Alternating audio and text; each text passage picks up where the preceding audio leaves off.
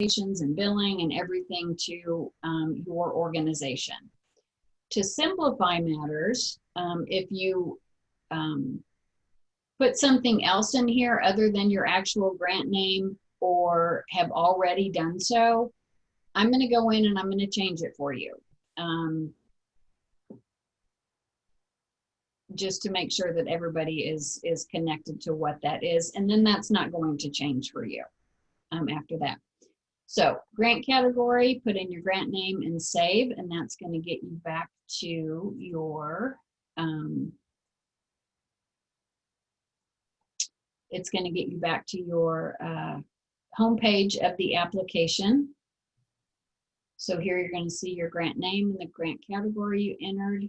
You're going to enter in the amount that you are requesting. And this is important. Enter that number and then you want to save it. Otherwise it's going to go away. And you will see a red note here, and we will discuss that further when we get to the expenditure plan.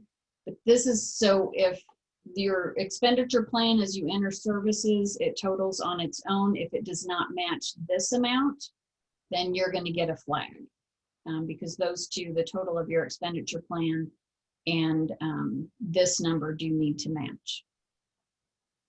So then we're going to move on to agency information, clicking update agency info. If you have filled out an application before, some of the basic information is going to repopulate as it has done here.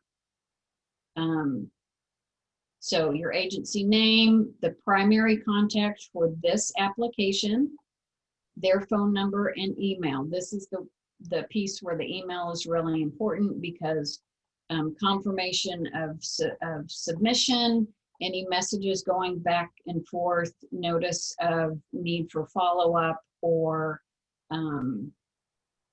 whether or not the application has been accepted or approved, it's going to go to this contact email. Primary address is the address of your agency, your organization. Phone number to schedule appointments, that's for where folks in the community would first call to inquire about services in your organization. The address of where funded services are provided, that's where services are actually delivered. And then your employment identification number, website. And then always you're going to go back and you're going to save. Then continue to scroll down this page. These are documents that once they are uploaded for your organization, they're going to repopulate the next time you apply, so you don't have to redo that again unless there are changes. So you can see here I have some documents that have already been uploaded. But you are just going to choose your document, upload it, and there it is. And if you need to change it, you can just delete it and select a new file. So no changes here on those basic documents. So then we're going to hit always back is going to bring you back to your home page. Going to come down to application information, application form. This is the narrative. And you're just, we covered this within the prior presentation on the PowerPoint. So you're just going to go through each. Again, there are some limited characters or space to encourage brevity in your answers. On the outcome section, as Rochelle mentioned, you hover over on the question mark and it's going to give you a little bit more clarification and detail as to what we are looking for.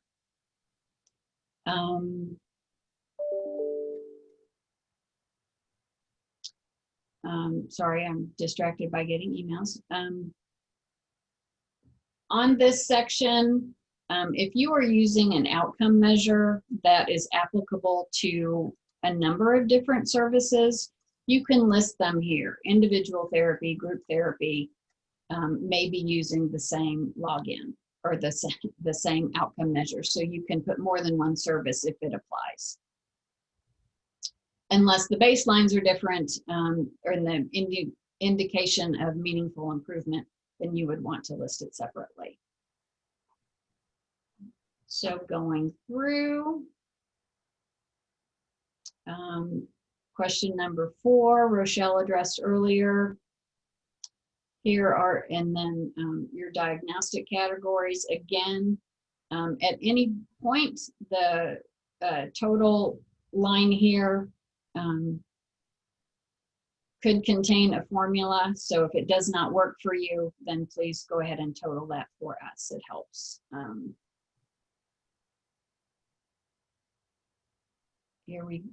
This is just the same questions that we went through before. And when you are done, you want to save that. And then you're going to go back to— Susan, Yes. quick question. Yes, Someone asked, what are the word limits? Is that lower right corner? Can they cover over that and it tells them? Oh, okay. No.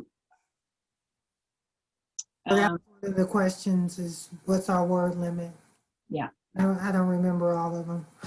Here's one. 150 characters per response. We did not catch that was not listed for each of those, but as we know, you will find out as you type and it stops. So we can clarify that next I'd like to share an opinion here too, since we talked about that. One of the misinterpretations on the part of some grant writers is that when we give a word limit, that's how long we want the answer to be. So if we say 150 words, people go, oh, I need to write a long answer. That is not correct. That's just a place to say enough already. And so we like succinct answers. And so regardless of whether it says a word limit, you know, we ask folks to try to be very crisp and precise with their narrative responses.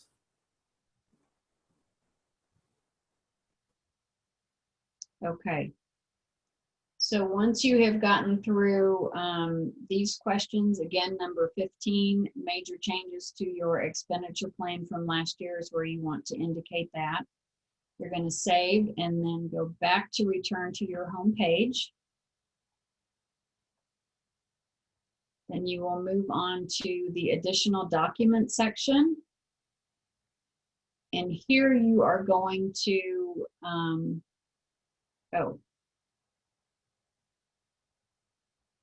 let me go back to this. There's something I didn't. Sorry if I'm making you dizzy. So for example, question number 7, is there a policy or procedure for keeping participants engaged in service? If there is not, just click no, but if yes, you're going to get a prompt to upload that document.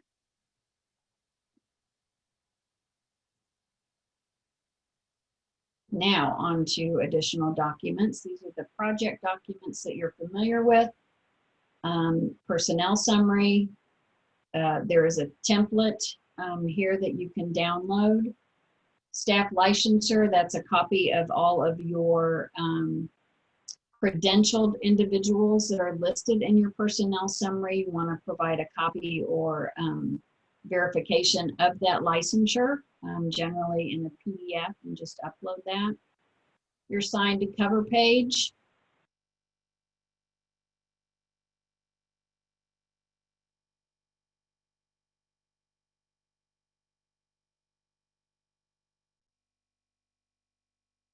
And your line item budget, again, the template there. Susan, there's a question from Karen. If there's more than 4 services we provide, which a lot of the agencies have that, with different baselines, where do we put the additional ones? But can you go back to the, that section where they're inputting their services and the baseline information and walk through how they would do multiple services? There we go, right there. Yeah. Thank you.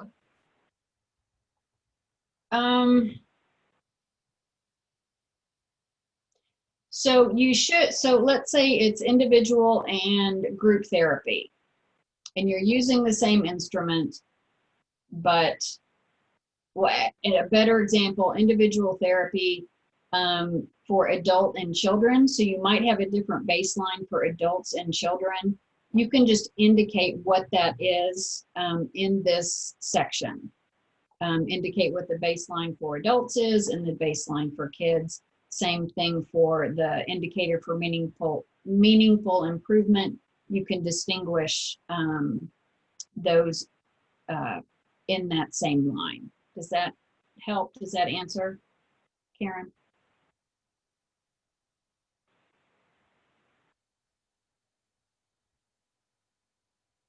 Hearing nothing. Okay. So we were. Can you hear me? I'm yes. sorry. Yes, yes. So last year I put, transportation and medical services and nurse services, and there were 10 different places that I could put services. And this doesn't have that many. There were 10 different slots. Okay, so when we're on this piece, when we're just focusing on outcomes, what you want to select those services where the majority of levy dollars are being spent. So you don't need to list all of them. You want to highlight the ones that are most significant. Okay, I can do that. Karen, Okay, Karen, Yeah. Karen, on the expenditure plan, that's where you'll list out everything. Okay, somehow I thought last year I had to list every service in the expenditure plan in that section. You're saying that's not the case. correct. Okay. Yeah, the expenditure plan is the separate document where you see it right here where it says expenditure plan. So that's broken out of the application this year. So it's something separate. So you'll list everything there, and that dollar amount then will match the amount that's requested. That helps. Thanks. So I think, yep, we've gone through these. So nice segue, Karen, thank you, to the expenditure plan. Okay, so when you click here under service, it's going to be all the services that are currently listed in our service unit definition document. And these are services that are all eligible to bill. Again, as Bruce mentioned earlier, if you are adding a service that you have not proposed before, you're going to want to address that in question number 15, because that is a change. So you will choose your service, whether it is full or partially funded. If it is partially funded, the cost per unit for a fully funded unit of service is reflected here. But if you're proposing 100 units and the total amount that you are going to expend for case management is $5,000, you're going to indicate that there. And it's for adults or children. And then you're going to save it. And then, so this, you'll see it calculated what that average unit cost actually is. So you see the red boxes here. I tried to save it. It's not letting me. And so for eligibility, you're just going to put in the eligibility requirement and discharge criteria for each service. So yes, this, even if the eligibility and discharge is the same for multiple services, you're going to have to indicate that multiple times.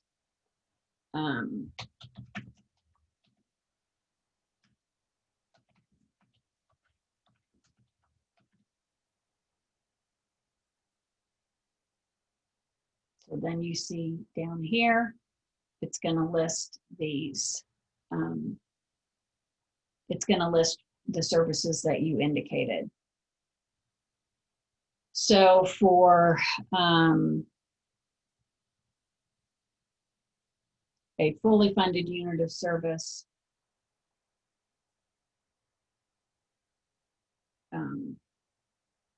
adult, it's going to calculate your cost.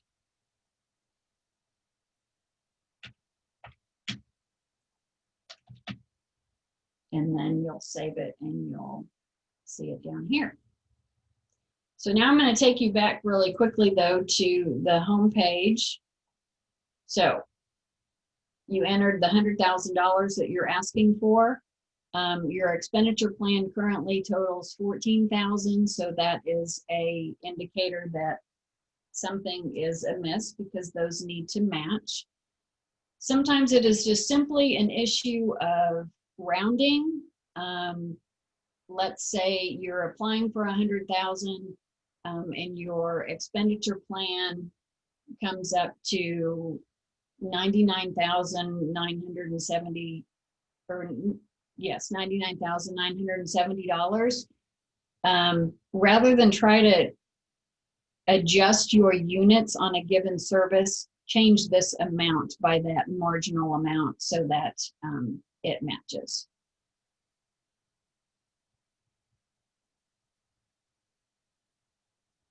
Any questions here on the expenditure plan?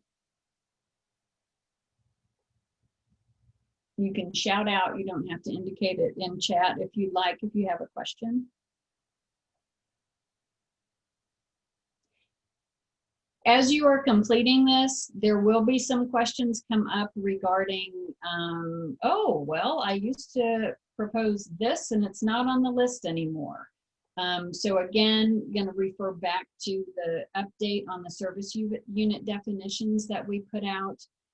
We tried to simplify, and so some organizations had a unique descriptor for a service in the past, and we maybe have removed that descriptor and put it into another category because the service that was actually providing was appropriate under a different title. There are a couple of things that are no longer being as eligible to be billed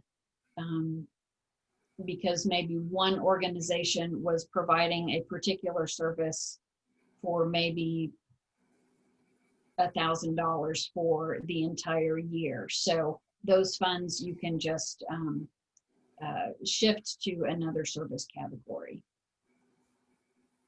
If there are any questions in particular about services that you are that you have provided in the past and you have a question around the cost or anything, just feel free to contact me and we can walk through that.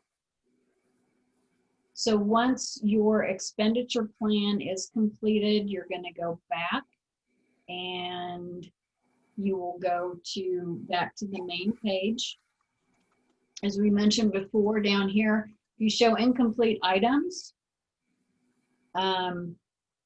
It's going to indicate your status on these areas. And then, so this is the green light is indicating that those items are uploaded. We're working out a kink up here, so I'm going to go back really quickly. And I'm going to delete a file so that I can then show you this. So if there was a request to upload a document, then you're going to see this missing right here. So you know you need to go back and check that out. I apologize that function isn't happening right now on this section up above, but our provider is diligently working to resolve that as we speak. Here is your view application. So this is, it will show you here all of the items that were uploaded. Again, no file uploaded. If you see that, you're going to want to go back and check. A more simplified version of what your expenditure plan looks like. The eligibility pieces on there. Your narrative would show up in here, as with all the detail on the outcomes.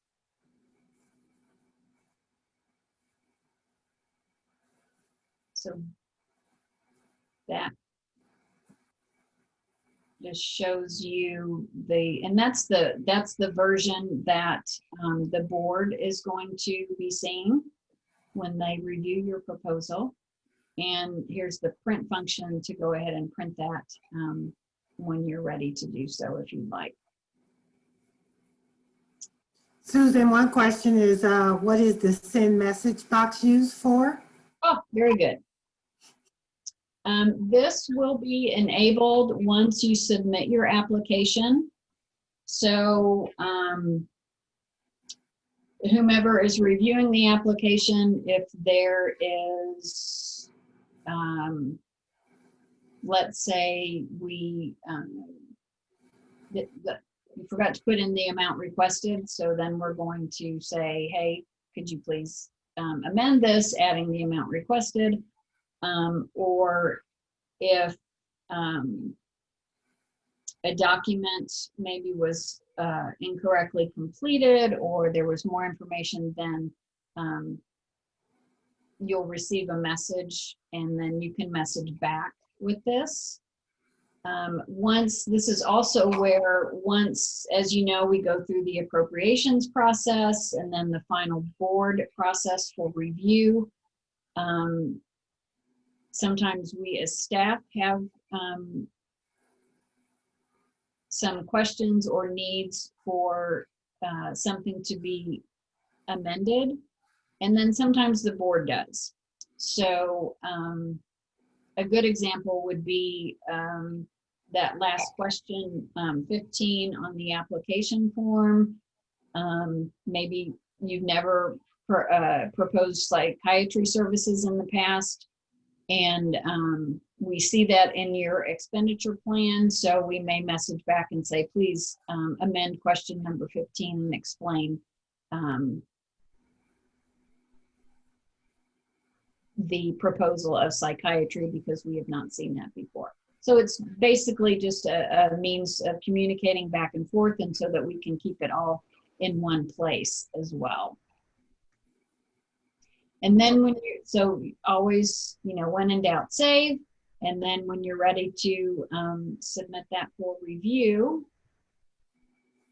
it's going to, can you see my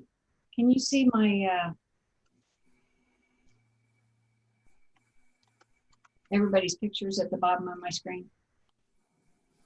No? Okay, good, sorry. So are you sure you want to submit? And once you submit,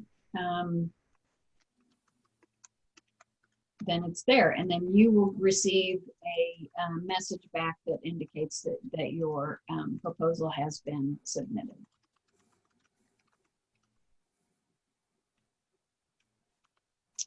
Questions on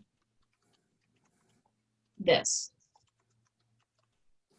We just have one, Shamika Hogan, who was asking if they would be able to get word limits prior to submitting.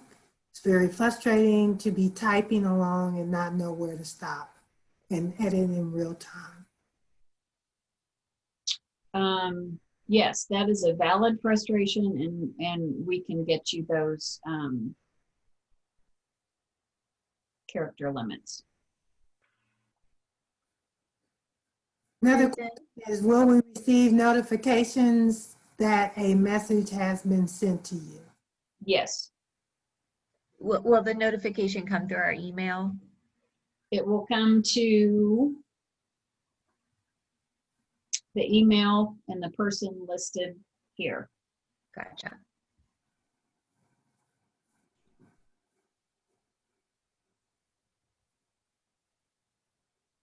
Other questions?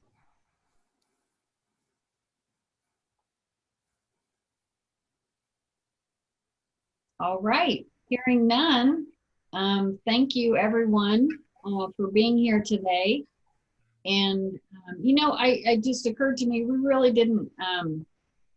didn't do introductions initially. So just us as staff, in case there are some new folks on here, I'm gonna stop my screen. I am Susan Jones. Along with our new logo, we have some new titles for our positions. I am Senior Program Liaison, Senior representing wisdom, not necessarily age. Thank you very much. So I'll pass it on to Taryn, if you want to introduce yourself. Yeah, I'm Taryn Lixie. I'm the office administrator, and I started around last October, November-ish area.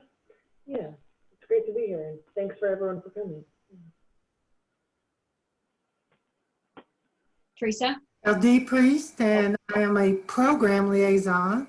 I don't have anything in front of it, just program liaison. Teresa Cummings, I'm the deputy director. I've been here for a while. And Bruce? Bruce? Bruce Eddy, Executive Director.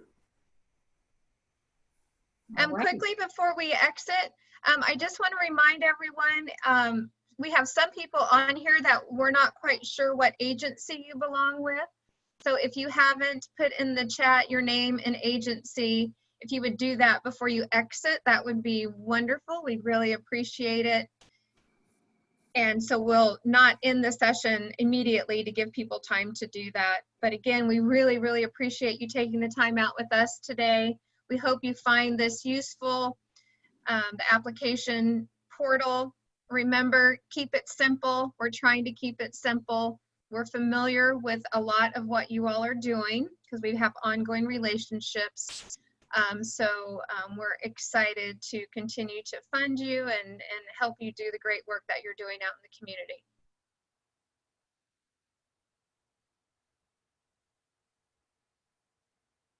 All right. All right. Over and out, folks. Have a great day. Thank you all. Bye-bye. Bye-bye.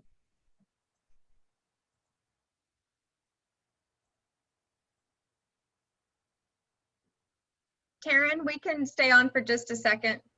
Okay. A staff, I guess, if we want to do that. Is Rochelle still here?